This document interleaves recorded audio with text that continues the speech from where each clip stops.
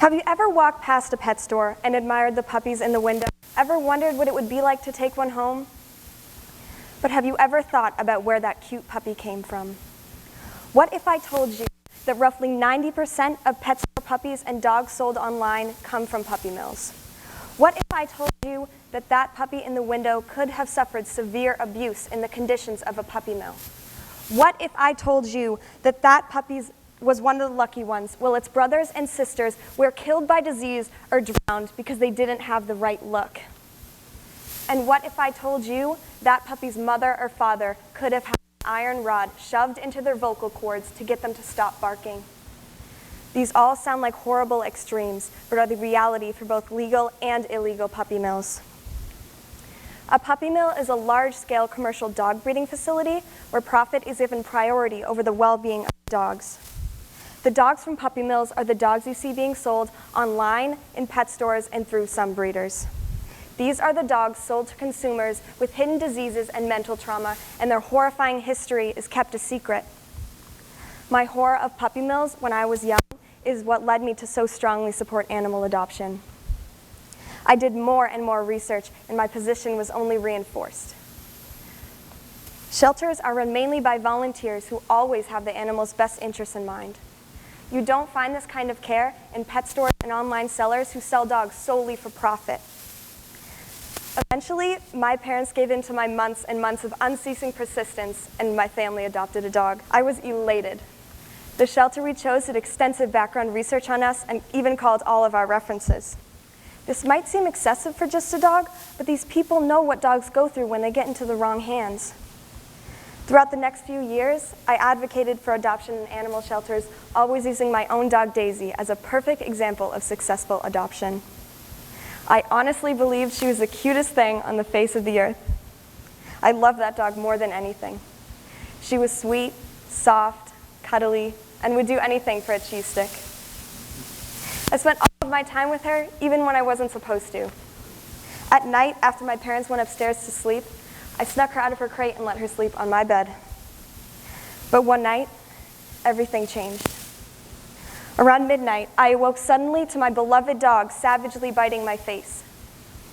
I lurched back, jumping out of bed, covering my face in complete shock. My dog sat upright, looking puzzled as if she didn't know what she had just done. I approached the small mirror on the wall. I took my hands away from my face to reveal my lip, hanging in pieces below my nose. It has been 2 years and 8 stitches since that night. My parents decided we could not keep our dog. I had no say in the decision. I was the reason we adopted the dog. She bit me. I should be the one to decide if it was okay to keep her. But my voice was ignored. I felt that I could not give up on my beloved dog now, but in reality, circumstances had changed. The vet told us there was no telling if she would bite again, and if she did, our family could be faced with a lawsuit. It killed me, knowing in the back of my mind that my parents were right. My core beliefs on dog adoption had been scarily contradicted. Would this have happened if we got our dog from a breeder? Daisy was rescued from the streets. Perhaps her violent actions stemmed from that past. Were rescue dogs more likely to be violent? There's a reason why the majority of shelter dogs are pit bulls. How can you really know what they have been through and how that will affect their instincts? Was adopting rescue dogs dangerous? I felt terrible that I thought these things, that my personal life was muddling my beliefs I had held so strongly for years and years. I knew the facts of adoption. Puppy mills traumatize and kill dogs.